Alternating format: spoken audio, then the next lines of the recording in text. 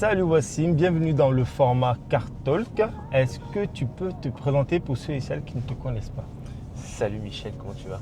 Ça va. Déjà, est-ce que tu vas bien? Je vais bien, il fait beau. Ouais. Allez, c'est là-dessus, on est de bonne humeur, c'est important. Moi, je m'appelle Wassim, je suis le patron de Subwest, qui est un magasin de plongée à Bordeaux, qui D'accord. existe depuis 1968 de mémoire. J'ai repris la boîte au 1er octobre, quand l'ancien patron est parti en retraite. En retraite, ouais. Voilà. Ok. Voilà, globalement, c'est ce que je fais de ma vie en ce moment. Ok. Du coup, on va revenir un peu sur ton parcours avant Subwest, avant de parler un peu plus en détail de ce projet-là. C'est quoi tes débuts, tes études, ton parcours professionnel avant Subwest? Alors, est-ce qu'on remonte en 1993 ou on se la raccourcit? On se la raccourcit. Non, alors moi j'ai eu un bac S, globalement comme plein de gens en France. D'accord. Après je suis allé en classe prépa dans un lycée militaire à Autun, en Bourgogne. Donc Ok. pour ceux qui voudront regarder, c'est une super zone, il y a pas mal de choses à faire. Globalement il y a le lycée et la forêt. Voilà. Ouais. Et après quand on est étudiant, il n'y a pas grand chose à faire à part étudier et faire du Donc on est sport. vraiment focus dans ses études, quoi. Ouais, là c'est focus. Hein. Il n'y a pas trop d'options. Voilà, ensuite je suis allé à la Sorbonne, à la fac. Ok. Et bon, la version des études fac, moi ça me convenait pas du tout. Du coup, je m'étais un peu engagé avec mes parents. Si je valide l'année, je peux faire ce que je veux derrière. Donc j'ai validé mon année et je me suis engagé dans l'armée. Et pour toi, du coup, le passage de étudiant à l'armée, ça s'est passé comment? C'est une transition qui s'est faite de quelle manière? D'étudiant à l'armée, quand tu t'engages... Alors moi c'est trompeur, parce que déjà j'étais en lycée militaire. Ok. Donc le milieu militaire, globalement, je commençais déjà à bien le connaître. Mais quand tu t'engages, quand tu passes d'étudiant à militaire, il faut comprendre que tu n'as plus le temps de glander, entre guillemets. Ok. Là, tu fais tes classes, tu fais tes formations, tu as un instructeur qui est derrière toi en permanence. Ok. Si c'est pas lui, c'est tes potes parce qu'ils ont ramassé à cause de toi. Ah oui. Donc tu peux pas te permettre de te laisser aller. Du coup, la différence entre un lycée, on va dire, traditionnel, Ouais. et un lycée dans l'armée, ça va être quoi? Ça va être le côté assez... la rigueur, enfin... Ouais, Je voilà. veux dire, on est vraiment dans un environnement... Enfin, on est déjà sur une base ou c'est quoi la différence? Alors la grosse différence, ça va être d'une part les heures de sport. En classe prépa, tu n'as pas d'horaire de sport obligatoire. En lycée militaire, tu as 4 heures de sport obligatoires par semaine. Ok. Ça, c'est juste le minimum. En réalité, tu es plus entre 6 et 8 heures par semaine De sport. de sport, en plus de tes études que tu viens faire. Ce qui va pas mal changer, c'est t'es dans un cadre militaire, donc c'est réveil 6 heures. D'accord. Voilà, lit en batterie, lit au carré, pardon. Et ensuite, c'est rassemblement 7h30. Et à 8h au plus tard, tu es dans ta salle de cours. Voilà. Ah ouais, Le prof, il arrive à rigueur. 58. À 8h, le cours il commence. Être en retard, ça n'existe pas dans ce monde-là. Voilà. Ok. De toute façon, si tu es en retard, tu vas tomber sur un de tes officiers, un de tes cadres. Il va se dire, qu'est-ce que tu fais là, toi? Ah ouais, Voilà. ça peut mal se passer. Ok, donc il y a vraiment cette rigueur. Ouais. C'est un choix aussi d'aller dans une armée, dans un lycée militaire. Ouais, moi je voulais 7 classes prépa en particulier. Donc ce que j'ai fait, si on revient un peu en arrière, en première, j'avais pas les notes pour accéder à ce genre d'établissement. Qui sont assez... en gros, il n'y avait que 15 places l'année où moi j'y étais. Donc c'était compliqué. Donc c'est au dossier, il faut être le meilleur possible et après te donner les moyens. Donc moi ce que j'ai fait, c'est que on m'a dit passe en terminale, va passer ton bac. Moi j'ai dit non, je redouble et j'ai recommencé mon dossier pour améliorer mes notes et après pouvoir faire ce que je voulais derrière. D'accord, ok. Voilà. Et donc comme ça tu te retrouves en lycée militaire. Du coup tu fais tes études. Ouais. À la fin, tu fais le choix d'aller dans l'armée. Comment ça se passe du coup En fait, depuis le début, c'était réellement un choix pour toi d'évoluer dans le milieu militaire. Ouais. Okay. Moi, j'aime bien quand les choses elles sont cadrées. Et puis, je voulais aussi une vie où ça bouge. Tu vois, où je peux aller visiter d'autres pays, rencontrer d'autres cultures, voir le monde tel qu'il est, le meilleur comme le pire. Hein. L'armée te permet vraiment de voir le meilleur comme le pire de ce qui existe dans le monde. Et du monde en fait finalement. Voilà, la réalité, pas ce que tu peux voir sur une chaîne d'infos en continu. Voilà, donc moi je me suis engagé et c'est pas par choix de je sais pas quoi faire de mes journées. Ouais. Je vais voir ce que l'armée propose, quoi. Ok. Et dans l'armée, tu t'es engagé dans quel service? Moi dans l'armée, je voulais absolument faire du renseignement. Parce que le renseignement, je considère que c'est le nerf de la guerre. L'information, c'est la base. De toute façon, il n'y a qu'à voir même dans vos vies de tous les jours. Ouais. Quand tu es dans une discussion, tu sais pas de quoi on parle, tout de suite, t'es pas bien. quand tu dois faire quelque chose, tu sais pas le faire, bon, c'est pas confortable non plus. Donc le renseignement, c'était l'objectif absolu pour moi. Et grâce à un bon recruteur qui m'a bien réorienté à la dernière minute, j'ai passé mes 10 ans d'engagement dans les forces spéciales françaises à faire du renseignement. D'accord. Voilà. Ok. À pas mal vadrouiller. C'était bouger un peu quoi. Ouais, Ok. ça bouge un peu, c'est bien. Chose que j'aimerais te demander, à quel moment du coup tu te dis bon, temps pour moi de passer à autre chose? Parce que on va dire quasiment une grande partie de ta vie, de tes débuts de tes études, tu as évolué dans le milieu militaire. Ouais. Et là tu te dis ok, bah à quel moment tu te dis bah je pense que faut que je passe à autre chose. Alors ça, c'est pas une réflexion qui se fait en 3 secondes et demie. Moi, ça a pris plusieurs années. En fait, au fur et à mesure que les blessures elles s'accumulent, que les missions, des fois, elles peuvent manquer de sens en fonction de ce qu'on fait. J'avais envie d'un nouveau challenge. J'avais aussi fait un peu le tour de la question dans ce monde-là. Et c'était soit je commençais à rentrer dans des métiers encore plus à risque, sachant que déjà là où j'étais, c'était très à risque. Je me suis dit, bon, il y a un nouveau challenge à prendre, je quitte. Et quand je quitte, je tourne la page entièrement. Entièrement quoi. Ouais. Voilà.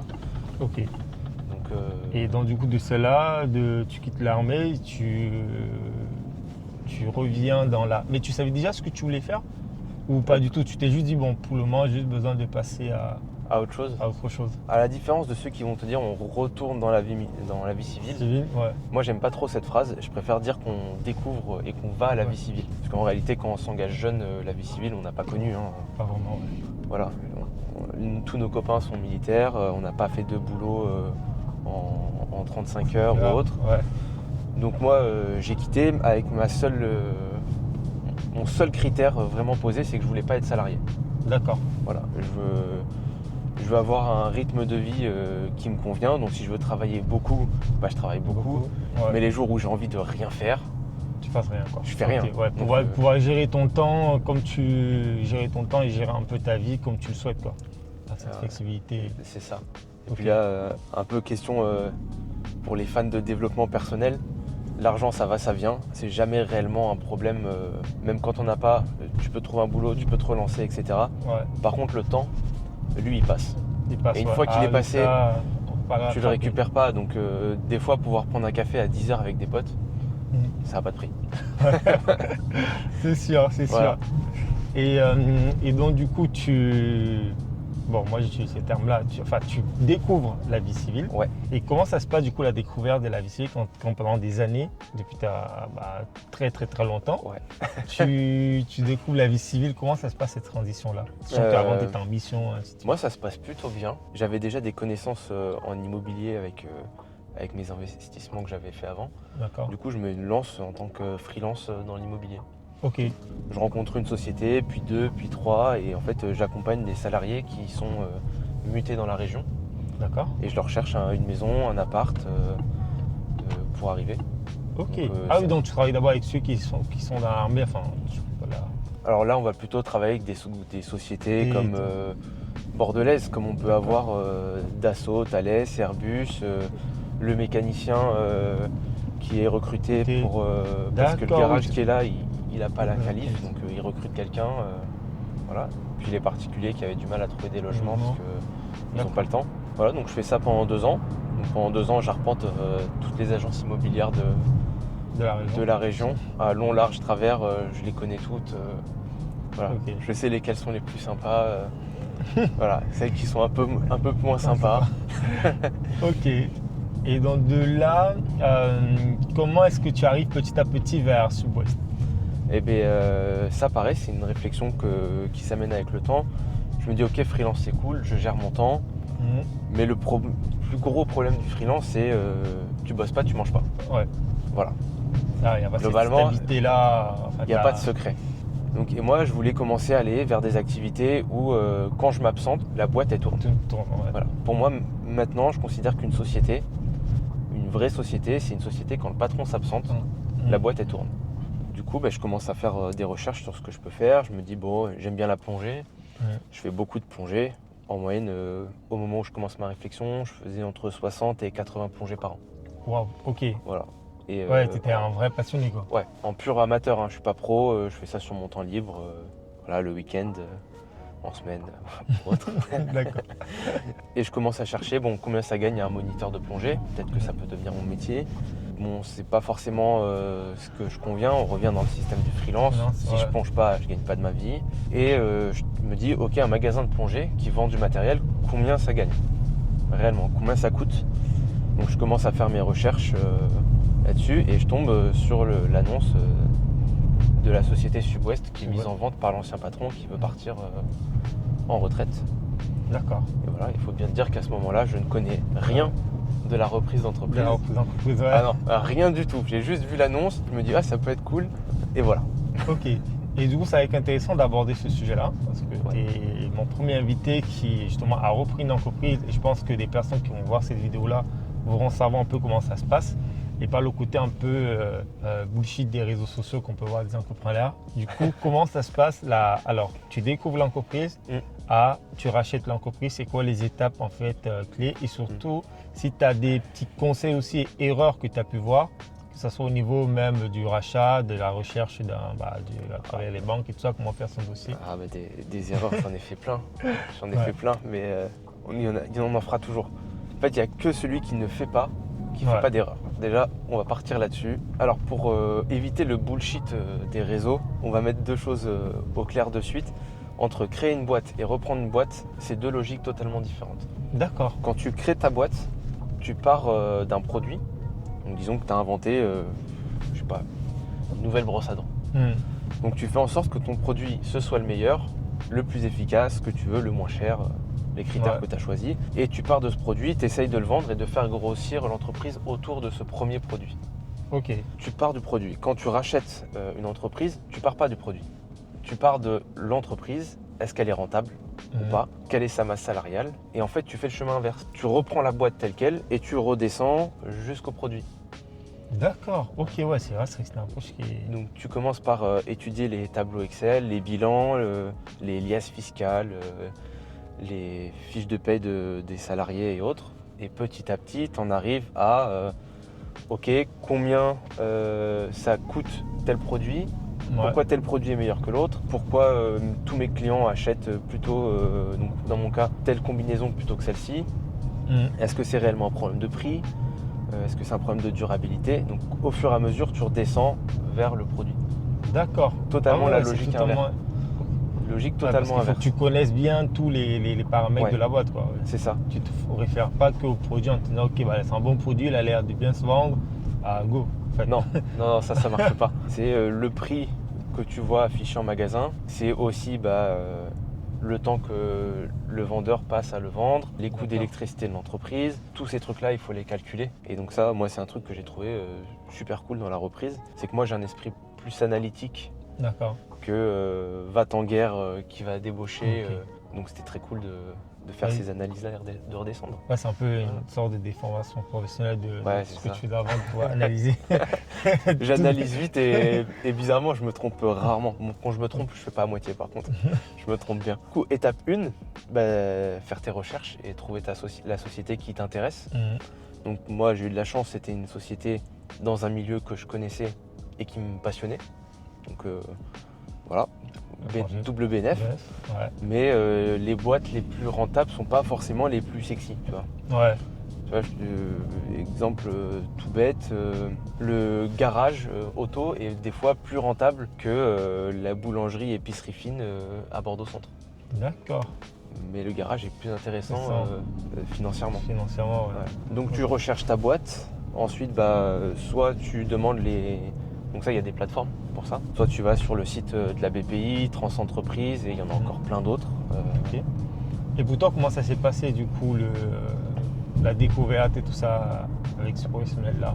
Moi j'ai fait le changement inverse, j'ai fait le truc inverse. C'est que j'ai vu l'annonce, j'ai pris mon téléphone, j'ai appelé, j'ai dit bonjour, je voudrais parler au patron. Il vient de partir en vacances pendant 3 semaines. Voilà. On attend 3 semaines. Voilà, du coup dans 3 semaines. J'ai rappelé 3 semaines après, j'ai pris rendez-vous avec le patron, on s'est rencontrés, on a discuté, il m'a présenté son entreprise, les changements qu'il avait amenés au fur et à mesure des années, l'histoire de la boîte, l'histoire des salariés aussi qui sont dedans, parce que une entreprise c'est aussi une aventure humaine que juste un tableau Excel. C'est pas... Un tableau Excel il t'emmènera pas aussi loin qu'une bonne équipe. Ah, ça c'est sûr. qu'on se le dise. Hein. Donc je discute avec lui et une fois que humainement le feeling est bien passé, Bien fait, etc. Et là j'ai demandé à avoir tous les documents pour faire une première étude des chiffres qui eux peuvent pas te mentir, C'est peuvent vrai. pas omettre un détail ou autre, ça c'est pas faisable. Ok. Donc là, tu récupères les documents pour C'est ça. étudier tout ça. Et après, c'est quoi l'étape L'étape 2. l'étape 2 du coup? L'étape 2, avoir une bonne équipe. Ok. Alors quand je dis avoir une bonne équipe, on l'a rarement au départ. Il faut faire le tour des avocats fiscalistes, comptables, tester, poser des questions, être curieux. Ce qui te sauvera dans la vie, c'est d'être curieux. D'accord. Pose des questions et renseigne-toi. C'est-à-dire que moi, je connaissais rien à la reprise d'entreprise. Donc j'ai dû regarder peut-être 200 vidéos YouTube sur comment reprendre une entreprise. Ouais. J'ai pris le temps de noter tous les critères de tous les youtubeurs, influenceurs et autres. Il y en a des très bien, ils disent pas tous des conneries. Ouais. Franchement, il y en a des qui font vraiment du contenu qualitatif. Et une fois que j'ai fait ça, on est dans l'ère de l'IA. L'IA, ça, les ChatGPT, Claude. Ouais, t'as fait des... Vous dites pas, je fais l'économie de l'abonnement à 20 €. Là, c'est pas des petites économies. Prenez l'abonnement, vous étudiez, vous posez des questions, vous testez toutes les limites de ce que peut proposer ChatGPT ou Claude ou ce que vous voulez. Je pense que là, il y en a qui vont râler un peu en disant oui, pourquoi t'as pas fait appel à un expert en reprise d'entreprise? J'y arrive, les gars. Il n'y a pas de souci. Mais l'expert, vous le payez. Ouais. Donc, que vous le payez pour poser des questions de merde ou que vous le payez avec des questions ultra précises, Dans tous les cas, il est payé. il est payé. D'accord. Donc c'est tout de suite mieux d'aller voir un expert comptable ou un avocat fiscaliste en lui disant voilà, je veux racheter telle entreprise, on est à tel pourcentage de rentabilité, on a telle masse salariale, j'ai déjà tout calculé. Lui, dans tous les cas, il va revérifier. Mais ma question, c'est est-ce que je fais un montage en holding ou est-ce que j'achète en nom propre? Est-ce que ça vaut le coup de transformer une SARL en SAS ou alors je fais une SA? Toutes ces questions-là. Ah oui, en fait, l'IA, ça te permet de pouvoir déjà avoir pas mal d'informations et surtout poser les bonnes questions lorsque tu es face à l'expert. C'est ça. Et aussi, ça te permet de gagner du temps parce que forcément, le temps d'IA, tu le payes aussi. C'est ça. Donc là, ça te permet de tout dégrossir. Tu te prends un petit carnet, tu notes, et une fois que tu as dégrossi, tu vas voir des cabinets comptables, des avocats fiscalistes. Tu vois, généralement, ils font tous la première heure de conseil gratuite. Et là, pareil, t'en profites. Toi, tu as déjà dégrossi le sujet. Ok. Donc, cette première heure, elle te permet, toi, de juger la personne que tu as en face, savoir si elle te raconte de la merde ou pas, parce que tu t'es déjà renseigné.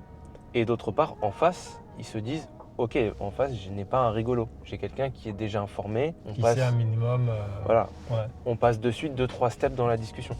Et donc, du coup, là, tu formes ton équipe. Moi, tu finis par trouver ton... À force de tâtonner à gauche, à droite, j'ai trouvé un super comment ça s'appelle, cabinet expert comptable. Okay. Big up à Hermine, si tu nous croises, je te passe le bonjour. Parce que Hermine, c'est la vie. Hermine, c'est quelqu'un qui a l'expérience, les connaissances et qui du coup nous a soulevé pas mal de sujets intéressants à discuter, à revoir. Du coup, quand on arrive dans la partie 3, donc les négociations, on a déjà pas mal de cartes en main. Ok. Donc on négocie, il n'y a pas de zone d'ombre. Voilà. Donc ça, c'est une grosse plus-value. Ok. Et donc du coup, étape 3. Étape 3. Les négociations. Ok. Parce que entre le prix affiché et le prix que tu payes, des fois, c'est pas possible. Il y a un écart. Il y a un gros écart. Donc dans les négociations, on se met d'accord sur un prix qui n'est pas forcément celui que moi je voudrais, mais qui n'est pas forcément celui que le vendeur voudrait. Donc on trouve un compromis, un juste milieu. Donc dans ce juste milieu, il y a la trésorerie qui est présente dans l'entreprise. Tu as aussi la valeur des stocks qui sont présents, parce que ça compte, c'est de l'argent finalement. Ouais, forcément, ouais. Le stock, il a une grosse valeur. Surtout chez nous, on a une valeur qui est quand même conséquente. Ouais. Pour un petit magasin, quand même, c'est pas mal. Et ensuite, il va y avoir la partie qu'on oublie tout le temps. Est-ce que l'ancien patron, il reste ou pas dans l'entreprise? Ah oui. Est-ce qu'il fait un accompagnement pendant 2, 3, 4 mois, 6 mois, 1 an, 2 ans pour pouvoir aider à la transition, présenter les fournisseurs? Parce qu'il y a des fournisseurs. Moi, j'ai des fournisseurs, par exemple. J'ai un très bon fournisseur que j'adore. Mais normalement, quand le patron change, ils remettent les contrats à zéro. D'accord. Ah oui, bah, ah ouais. Voilà, tarifs d'achat ne sont pas les mêmes, il n'y a plus de négoce possible et pendant un an, on achète plein pot. Ah bon, ok. Donc ça réduit forcément les marges de l'entreprise. Et quand on réduit les marges de l'entreprise, c'est aussi les salariés qui en pâtissent, Ouais. c'est les clients qui en pâtissent. Donc voilà, donc moi, dans cette partie négociation, il y a eu le fait que l'ancien patron reste pendant un temps, mais qu'aussi il me présente à tous les fournisseurs. On va faire la transition. C'est ça. Et... Là, le patron en question, c'est 25 ans d'expérience. Il ne faut jamais cracher sur 25 ans d'expérience en fait. Ah oui. Les gens qui sont dans ces positions-là, ils ont l'historique des produits. Donc ils savent de suite repérer si une marque nous repropose un truc qui existait il y a 15 ans sans l'avoir amélioré. Ils connaissent les antécédents de chaque commerciaux, chaque marque et autres. Donc quand il y a un produit qui a un problème, ils savent l'identifier de suite. Ah Donc ça pour moi, un vrai plus en fait. Hein. Ah ouais, c'est ça. Donc se dire, je reprends la boîte, l'ancien patron il sort. Non, c'est pas forcément la bonne approche. Ouais. La bonne approche. Donc là, dans mon cas, l'ancien patron est resté 4 mois. Dans ces 4 mois, il y a l'accompagnement, il y a le salaire qu'on lui verse parce que forcément, lui, il a... il faut qu'il soit payé. Quoi. Il travaille, donc il est payé, c'est normal. Personne ne travaille pour l'amour et l'eau fraîche. Forcément. Ok. Mais en plus, après, en soi, ça les vaut dans le sens où au moins tu es sûr de faire une belle transition. Et donc, du coup, tout ça, c'est défini. C'est ça, une fois que tu as tout posé à plat, qu'on a trouvé un commun accord. Étape 4, les banques. Les banques. Les banques. Et là, c'est plus l'amour, l'eau fraîche et le salarié est sympa, il y a une super équipe. Non.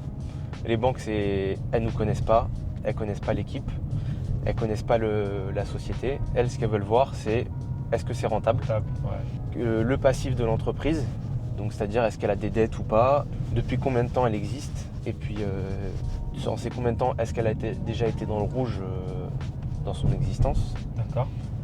Et surtout, qu'est-ce que je veux mettre en place pour l'améliorer. Ok. Voilà. Donc là, tu as intérêt à avoir usé, poncé et tout ce que tu veux. Tous tes potes qui font du commerce, tu leur poses des questions. Tous les outils d'IA, tu les ponces pour mettre en place une stratégie à proposer. Moi, je suis même allé jusqu'à mettre des petits prompts dans le chat GPT pour qu'il me pose toutes les questions qu'un banquier filou me poserait. Toutes les questions pièges. Ah ouais. Voilà. Ah oui, tu étais vraiment à fond derrière l'IA, quoi. Parce qu'en fait, pourquoi je te parlais d'experts tout à l'heure? Parce qu'il y a des personnes qui se font accompagner par des personnes qui ont déjà fait, enfin c'est des consultants, qui ont déjà fait de la reprise d'entreprise. Mais toi, en fait, tu as vraiment fait un peu le truc tout. Ouais, moi je suis plus autodidacte. Autodidacte. Ouais. J'apprends en itérant, donc en faisant plusieurs essais de pas mal de choses. Mais c'est un risque quand même. Ah oui, oui. Parce que du coup, je sais que les personnes qui vont tomber sur la vidéo, des consultants, vont certainement mettre des commentaires du site, ouais, mais il aurait pu passer par un expert parce que ce qu'il a fait là, c'est risqué au cas où tu peux te faire avoir. Enfin, mais bien sûr, il y a des anecdotes et tout ça. C'est un risque que tu prends, mais que tu calcules aussi. C'est un risque. Après, il faut se dire une chose, c'est que le risque, je le prends. Moi, je considère que la différence entre un entrepreneur et un salarié, quand tu fais de l'entrepreneuriat, il y a forcément des risques. Toujours. Après, tu peux choisir ton risque. Tu vois, exemple purement perso, pour moi, faire un 9h, 19h tous les jours, ou faire un 35 heures à heure fixe dans un métier qui ne me convient pas, c'est un plus gros risque que me racheter une boîte sans me faire accompagner. D'accord. Et encore sans me faire accompagner, c'est pas vrai. Parce que j'ai fait mes recherches et tout. Là, dans l'équipe, j'avais un expert comptable qui a fait revalider par un deuxième collègue. J'avais un avocat fiscaliste qui a tout rédigé. Donc en fait, moi j'ai fait mes recherches, j'ai posé les trucs, j'ai posé mes conditions, on a négocié et autres, mais tout a été revérifié 2 fois, 3 fois. Donc finalement, le risque, il n'est pas... il est pas si grand que ça, quoi. J'ai choisi de prendre un risque, par contre, je sais le contenir et le minimiser si besoin. Ok. Voilà. Du coup, là, les banques, est-ce que... Alors, là, c'est avec une petite parenthèse, quand même assez court. Comment avoir, du coup, se constituer un bon dossier avant d'aller voir la banque? Alors... Et les erreurs à ne surtout pas faire... Enfin, que toi, par exemple, tu as pu faire et que tu recommanderais à une autre personne de ne pas faire. Alors, les erreurs que j'ai pu voir, en tout cas dans les vidéos que j'ai pu regarder, celles et que justement j'ai pu éviter, c'est qu'avoir juste le bilan de l'entreprise et se dire je fais mon petit calcul, ça passe. Non. Ok. C'est pas faut pas y aller comme ça. La banque, au-delà de la partie financière, ce qu'elle va juger, c'est la personne qu'elle a en face. D'accord. C'est-à-dire que même s'il y a des trucs qui sont pas bons dans le dossier, si elle voit quelqu'un qui est arrivé préparé, qui a bien bossé son dossier, qui a tous les documents, quand j'entends tous les documents, c'est-à-dire pas le dernier bilan, mais les 3, 4, 5 derniers accessibles, les chiffres d'affaires mensuels, tous les bulletins de paye de tous les salariés en D'accord. permanence et toute la liste des documents divers et variés, il faut avoir toute la liste. Il faut pouvoir la sortir à l'instant T. Tu vois, je te disais, moi je me suis fait des questions-réponses avec ChatGPT en mode question filou du banquier. D'accord. Ben, là, la seule question, le banquier avec qui je travaille, à la fin de l'entretien, qui a duré 2h30, hein. Il m'a cuisiné pendant 2h30. Wow. À la fin de l'entretien, la seule question à laquelle j'ai pas su répondre du tac au tac, c'est combien je me paye. D'accord. Tu vois, Ok. c'est comment je me paye et combien je me paye. Alors que je l'avais écrit dans le dossier, hein, mais à ce moment-là, mes neurones, tu vois, Non, au bout de 2 heures, quand même, on te mitraille. Un des critères importants pour les banques, par exemple, c'est elles veulent pas, en tout cas pour une reprise, quelqu'un qui reprend et qui se dit ok, la première année je me paye pas. D'accord. Non, c'est que jour 1, on doit pouvoir se sortir un salaire. Ah, ok. Tu vois, jour 1, c'est pas forcément 2000, 3000 ou des salaires mirobolants, mais elles veulent voir au minimum le SMIC qui sort. D'accord. Mathématiquement, il faut que je puisse payer. Pour eux, c'est les rassurant un peu plus de savoir que. Bah, c'est que c'est viable. Ok. Si on peut payer tous les salariés et que le patron peut se payer, la société est C'est viable. viable. Ok. Voilà. Et après, il y a dans cette partie banque, il va y avoir tout ce qu'on peut négocier. Est-ce qu'on rembourse sur 5 ans ou sur 7 ans? Si je rembourse 1,5 million sur 5 ans, c'est pas la même chose que rembourser sur 7 ans. Sur 7 ans, déjà, ça permet de respirer un peu plus. Ouais, Voilà, forcément. parce que- Ok. Et donc finalement, tu réussis à obtenir ton prêt. Ouais, c'est ça. Ok. Avec la banque, j'ai un prêt. Donc la banque me demande quand même 20% d'apport. Ça, dans la reprise d'entreprise, en passant par une banque, elle demande 20% d'apport. D'accord. C'est pour montrer que la banque ne porte pas le risque toute seule. Tout seul, ouais. Donc en fait, tu te mouilles aussi. Ok. Donc 20% d'apport, ça chiffre assez vite. Ouais. Suivant le montant de. Voilà, en suivant le montant de l'entreprise et D'accord. du crédit, ça peut chiffrer assez vite. Donc une fois que toute cette partie administrative est réglée, on passe au rachat. Ton rachat, quoi. On signe les papiers. C'est presque Ok. la partie la plus facile. Presque. Signé et tout. Signer et hop, c'est à vous. Et Ça. toutes les emmerdes avec. Ok. Voilà. Et du coup, tu rachètes l'entreprise. Ouais. Est-ce qu'il y a des salariés qui restent que tu as pu garder? Ouais, c'est ça. Moi, je Ouais. décide dès le départ de garder tous les salariés. Mhm. Donc, tu vois, tout à l'heure, je te disais que j'avais pas voulu rencontrer les salariés. D'accord. Je les ai rencontrés 3 semaines avant la reprise. Ok. Voilà. Donc, pour eux, c'est une année qui est compliquée parce que qu'est-ce qui se passe après? Est-ce Ouais. qu'il y a quelqu'un qui arrive ou pas? Je suis pas le seul intéressé. Ouais.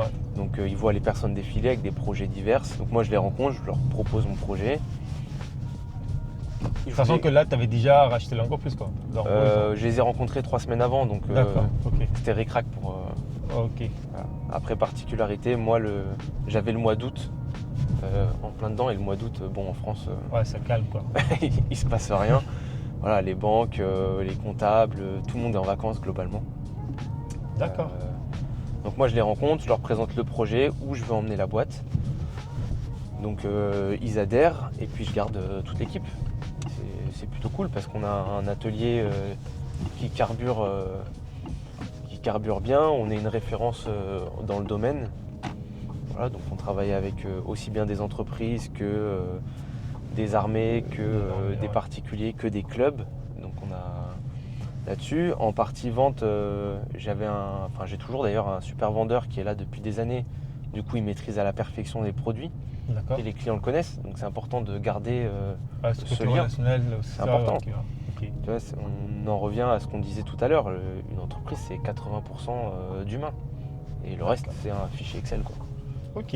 Donc, du coup, tu rachètes l'entreprise, tu rencontres les équipes, tu leur présentes le projet. Ouais, c'est et ça. là, c'est bon, tu y es. C'est à moi, c'est mon nom en bas de la facture. Si je me trompe, c'est pour moi en direct. Ouais. Donc, du coup, là, tu présentation des entreprises, enfin de l'équipe. C'est ça. ton nom maintenant qui est en dessous de la facture. C'est ça. Comment ça se passe du coup les premières semaines et c'est quoi la vision que tu as avec Subwest? Et en détail, est-ce que tu peux expliquer ce que vous proposez même au sein de ce magasin-là, comme type de produit, comme type de service également? Subwest, avant que j'arrive, c'était une société qui avait la particularité de se n'être jamais digitalisée. D'accord. Donc moi, quand j'arrive, il n'y a pas réellement de e-commerce développé. Il y a une gamme de produits qui est très très grande. Ok. Voilà, donc moi je voulais absolument garder cette gamme de produits. Donc étape 1, on a refait un site internet de A à Z pour pouvoir proposer aux clients et se développer en e-commerce. De digitaliser l'entreprise, c'est-à-dire que maintenant l'atelier, on a un suivi des stocks en temps réel et on permet à nos clients de prendre rendez-vous directement sur le site. D'accord. Plutôt que d'appeler le magasin, de se dire ok, là je dépose mon matériel, peut-être qu'ils ont le temps de le faire passer d'ici un mois ou deux. Ah non, tu peux directement prendre un rendez-vous quand tu prendras un rendez-vous chez un médecin. C'est ça, c'est limite un rendez-vous Doctolib. Tu prends ton rendez-vous, tu as l'heure à laquelle tu veux le déposer. Comme ça, nous, ça nous permet de savoir à quelle heure tu viens. Ça nous permet de gérer les rushs en fait. Mais toi, tu as ton heure, c'est l'heure que tu as envie. Tu déposes ton matériel, tu le récupères 10 jours après. Et si tu es pressé, on peut même te faire des trucs en express. On connaît le nombre de réparations qu'on peut faire, etc. Voilà, donc ça c'était une grosse avancée. Donc là, on a mis tout ça en place et puis on est relancé. Et là, ce qu'on propose dans les offres, par exemple pour la nouvelle saison, c'est que tu as tous les ponts de mai que... Là, on parle de la saison 2026. Là, on est en mars, on est fin mars. Voilà, la saison. On ne sait jamais si les gens regardent la vidéo. Là, on est en mars. Donc, à partir de mars 2026 et avril 2026, tous les ponts où il faut partir en vacances, les clubs se déplacent. Tout le monde n'a pas 300, 400 euros à mettre dans une combinaison. Nous, on a refait le parc locatif complet. D'accord. Et là, tu vas l'avoir en avant-première. Pour tous les ponts, on garde le tarif week-end. Que tu loues 4-5 jours ou juste le vendredi, samedi ou le samedi, dimanche, ça te coûtera le même prix. Le même prix, quoi. Voilà. Donc ça, c'est pour tous nos clients qui sont déjà enregistrés chez nous. Donc si tu n'as pas ton compte, il te reste à le créer. Mais, et derrière, tu auras les avantages. C'est ça. Okay. Donc, Subwest, c'est spécialisé, on est d'accord, c'est pour la plongée en loisir. C'est ça. Pas dans tout ce qui est... Tout ce qui va être matériel scaphandrier ou autre, ça on va pas en avoir. On va l'avoir sur commande. D'accord. On l'aura pas en magasin. Donc on a un magasin qui est vraiment spécialisé plongée loisir et qu'on a récemment agrandi pour accueillir le longe-côte. D'accord. On a pas mal de clients en fait qui viennent pour... Et c'est quoi le longe-côte? En raccourci, c'est de la randonnée avec de l'eau quasiment jusqu'au début de la cage thoracique. D'accord. Ou au genou en fonction du niveau que tu as et que tu veux avoir. Donc c'est de la rando le long du bassin ou le tour des lacs ou autre. Donc on a beaucoup de pratiquants dans la région qui passent nous voir et en fait on n'avait pas les combinaisons adaptées pour ça. D'accord, ok. Donc là, vous avez tout, c'est-à-dire pour une personne qui veut se lancer dans la plongée, vous êtes vraiment l'équipement complet et je pense que vous êtes même les seuls vraiment à proposer. On est une référence en France, globalement. On est une référence en France, on a à peu près tout ce qui se fait de bien. D'accord. Alors moi j'ai un parti pris, quand je vois que le produit, soit il est mal fini, soit il a des antécédents de problèmes, je le sors directement. Je le sors, Parce qu'il n'y a rien de pire que, je me mets en tant que client, tu achètes un ordinateur de plongée, ça vaut quand même entre 200 et 1000 euros. Entre parenthèses, l'ordinateur. Donc l'ordinateur de plongée, c'est ce genre de truc. C'est pas un ordinateur, sinon les gens, pour ceux qui ne connaissent pas. C'est un ordinateur de plongée qui te permet de connaître ta consommation d'air, tes paliers, ta courbe de plongée, donc à quelle profondeur tu es, pendant combien de temps, etc. Ça vaut un billet. Si dès que tu le mets sous la douche, il prend l'eau, ça va pas le faire. Voilà, concrètement, moi bêtement, j'ai pas envie de gérer les SAV derrière. Je préfère vendre un truc qui a de la qualité, où je revois pas mes clients 2 semaines après parce que ils sont pas satisfaits du produit. Non. Voilà. Donc il y a un parti pris, on vend pas tout. Mais on a toutes les gammes possibles et inimaginables en termes de plongée, Est-ce que aujourd'hui, du coup, on peut vous retrouver où le magasin? Alors le magasin, physiquement, il est situé à Gradignan. Tu prends l'autoroute direction Espagne, c'est la première sortie. C'est-à-dire quand tu es à Bordeaux, tu vas aller plonger, t'as pas d'excuse pour pas passer nous voir. Ok, c'est vraiment sur... Vraiment, tu prends l'autoroute, tu prends la première sortie, il y a 1 minute. Et voilà. Et tu es chez nous, donc on a une surface de 400 mètres carrés. Mhm. Plus de ça, on a 50 mètres carrés d'atelier à l'étage. D'accord. Et puis après, tu peux nous retrouver sur Internet, sur notre site, où tu pourras commander les articles qui t'intéressent avec le retrait en magasin gratuit. Ok. Ou sinon la livraison en 48 heures. Vous livrez partout dans toute la France? On livre partout en France. Partout en France. Ok. Donc ceux qui veulent commander Ouais, directement aller sur le site internet. Exactement. Si tu as besoin de louer du matériel parce que tu pars en vacances et que tu n'as pas envie d'investir, ça s'entend. Pareil, tu pourras louer ta combinaison ou ton détendeur ou autre matériel dont tu pourras avoir besoin directement sur le site. D'accord. Tu bloques et tu réserves. Et si tu as du matériel à entretenir, pareil, tu peux prendre rendez-vous directement sur le site ou passer nous voir en magasin. En magasin. Ouais, voilà. Ok. Je pense qu'on a fait le tour. Ouais. Donc pour ceux qui veulent, après voilà, on peut vous retrouver sur les réseaux sociaux, Instagram, TikTok, toutes les plateformes. On mettra toutes les informations de toute façon sur la petit vidéo. Cartouche, ouais. Voilà. Et est-ce qu'il y a d'autres choses que tu as un petit élément pour conclure un peu cette vidéo-là? Le mot pour conclure, allez, amusez-vous. La plongée, Ouais. c'est censé être fun. C'est fait pour avoir des souvenirs plein la tête et rencontrer des gens qui sont toujours fun, parce qu'il y a toujours un petit apéro derrière après la plongée. La plongée, ouais. Et si, j'en ai un bon mot de la fin. Écologie. Messieurs, mesdames, si vous êtes plongeur ou que ça vous intéresse, vous allez voir que les fonds marins, c'est quelque chose de fragile. Donc n'hésitez pas à faire gaffe, ne jetez pas vos bouteilles en plastique et sacs autres dans l'océan, s'il vous plaît. C'est chiant, c'est moche et ça tue. Et ça tue. Voilà. Super. Écoute, en tout cas, merci beaucoup à toi pour l'interview. N'hésitez pas à suivre Subway sur tous les réseaux sociaux, Wassim également. C'est ça. Et c'est moi qui vous réponds. Voilà. Si vous envoyez des DM, c'est moi qui vous réponds. Directement. Écoute, merci beaucoup. Allez, à bientôt.